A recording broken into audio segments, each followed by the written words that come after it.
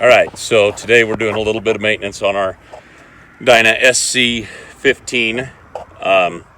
In our last video, we was talking about how we operate. Well, we found a little bit of problem with the machine, and I'm going to show you what it is. So here you have your charge tube, if you can see that. That's coming straight off your turbo into your intake. And what had happened, this is the old tube, not sure if you can see that, it wore through.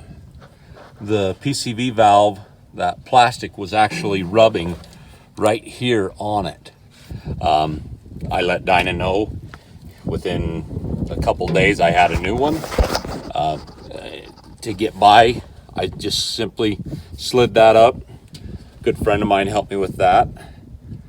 And then Dyna actually told me, if you can see up in there, to do a complete 180 on the way the air box is mounted. It's actually easier to see your gauge to tell you if you need a new air cleaner or if it's dirty.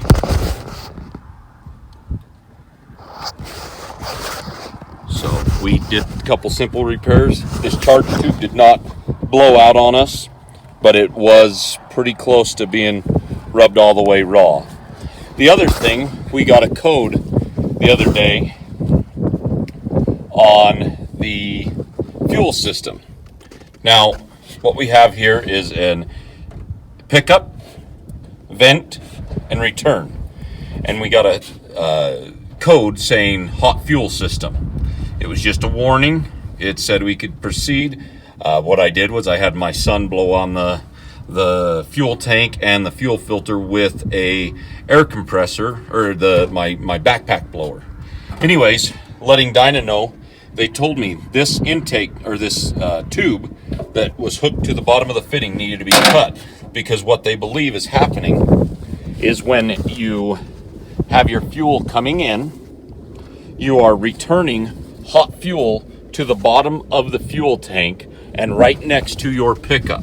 So you're constantly recirculating warm fuel rather than picking up cool fuel. So what I did was I cut it so there was about 3 inches off of it, or 3 inches left to it on the fitting. And we're gonna do a run on it. We hooked up our Lynette ring because I like pintle hitches much better than regular hitches, regular couplers. I always make sure I take this radiator screen off and blow out my radiator, keep it running cool. We check the oil, it's within spec. Always grease daily on this stuff. Looks like my son made a bit of a mess and he needs to do a little bit of cleanup. Oh, say hi, Buck. So we're just out here running over the whole machine to make sure everything's good, everything's within clearance.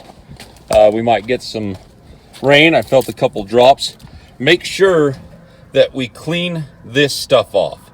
This is where you'll get bark accumulating and it will create a hot situation on your hoses. We clean this off a couple times a day.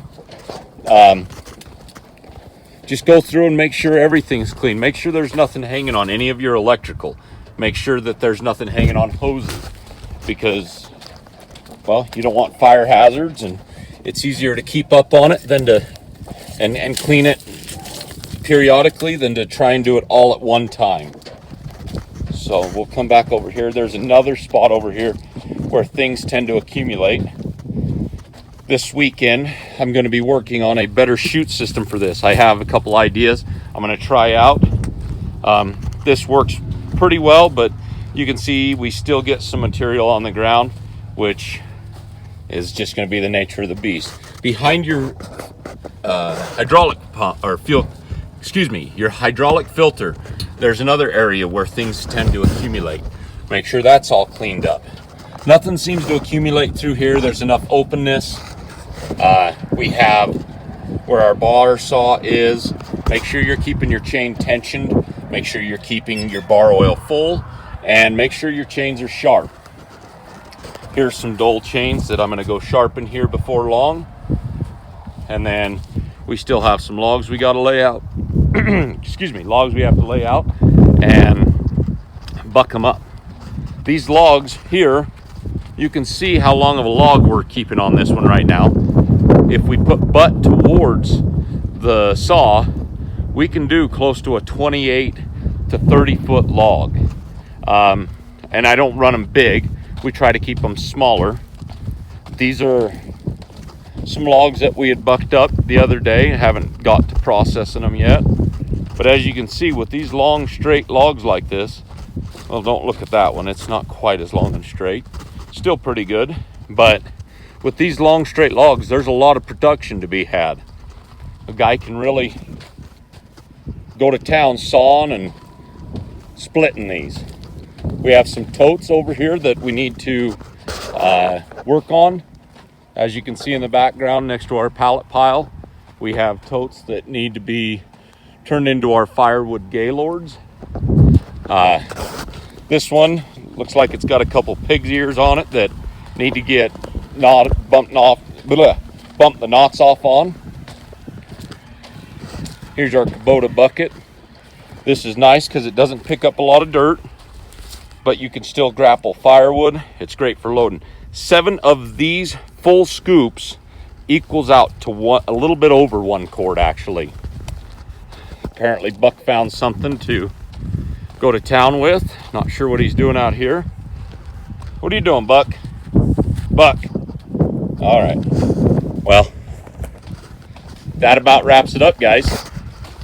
So today we've talked about periodic maintenance and a couple of the things. Dyna support has been great.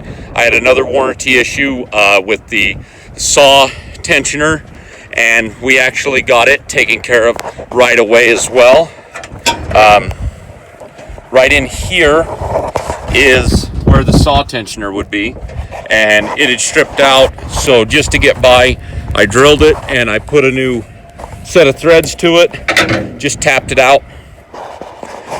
I was able to get by with it, and Dyna sent me a brand new, I actually ordered 2 of them just so it doesn't happen again, but they've been really great to work with, very responsive, and look forward to doing more business with them.